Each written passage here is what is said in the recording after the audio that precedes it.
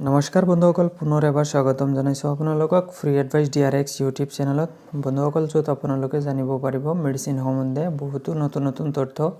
বন্ধুসকল, আজিৰ ভিডিঅ'টোত পান IV ইনজেকশ্যন বা পেণ্টোপ্ৰাজল ইনজেকশ্যন এটাৰ বিষয়ে আলোচনা কৰিম। বন্ধুসকল, এই পান IV ইনজেকশ্যনটো কি কণ্ডিশ্যনত ব্যৱহাৰ কৰা হয়, ইয়াৰ পৰা হোৱা উপকাৰ আৰু ছাইড এফেক্ট সম্বন্ধে আলোচনা কৰিম। তো বন্ধুসকল, ভিডিঅ'টো স্কিপ নকৰাকৈ শেষলৈকে চাই থাকক। আৰু আপুনি যদি মোৰ চেনেলত নতুন, প্লিজ চেনেলটো ছাবস্ক্ৰাইব কৰি কাষত থকা বেল আইকনখন বজাই দিব।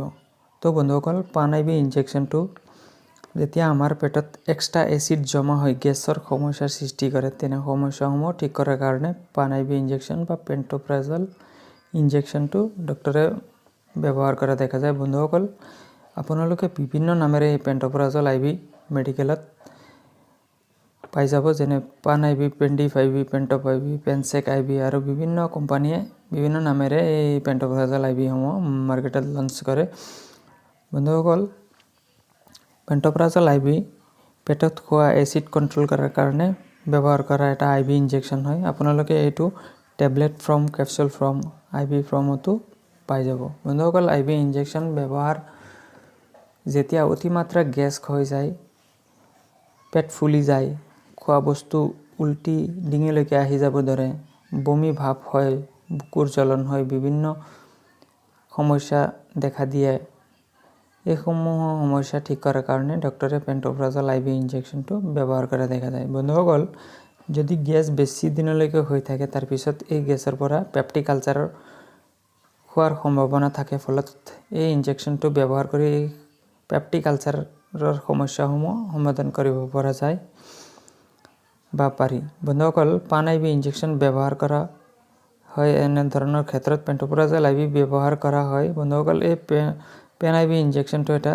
জেনুইন ব্ৰেণ্ড হয়, যিটো এলকেম কোম্পানীয়ে তৈয়াৰ কৰে। মাৰ্কেট প্ৰাইচ এইটোৰ মাত্ৰ 50 টকা MRPত আপোনালোকে ইজিলি এভেইলেবল যিকোনো মেডিকেল ষ্ট'ৰ বা ফাৰ্মাচীত পাই যাব। বন্ধুসকল, এতিয়া হওক ইয়াৰ ছাইড এফেক্ট সম্বন্ধে জানি লওঁ।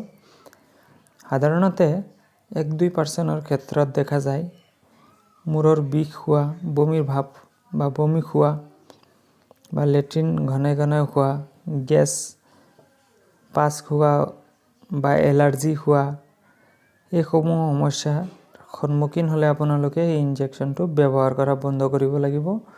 অন্যথা আপোনালোকে আপোনালোকৰ ডক্টৰৰ অনুমতি বা পৰামৰ্শ মতে আপোনালোকে এই ইনজেকশ্যনটো ব্যৱহাৰ কৰিব পাৰে। বন্ধুসকল, যিকোনো মেডিচিন ব্যৱহাৰ কৰাৰ আগতে আপোনালোকে আপোনালোকৰ ডক্টৰৰ অনুমতি বা পৰামৰ্শ লোৱাটো অতি আৱশ্যক বা জৰুৰী। বন্ধুসকল, এই পেণ্টোপ্ৰাজল IV ইনজেকশ্যনটো ডক্টৰে সাধাৰণতে 7 পৰা 10 দিন ইনজেক্ট কৰিব দিয়ে বা পুচিং কৰিব দিয়ে, বা ৰোগীৰ কণ্ডিশ্যনৰ ওপৰত ভিত্তি কৰি এইটো ড'জটো নিৰ্ধাৰণ কৰা হয়। গতিকে আপোনালোকে ইয়াৰ ড'জটো আপোনালোকৰ ডক্টৰৰ পৰা নিৰ্ধাৰণ কৰি ল'ব। ধন্যবাদ।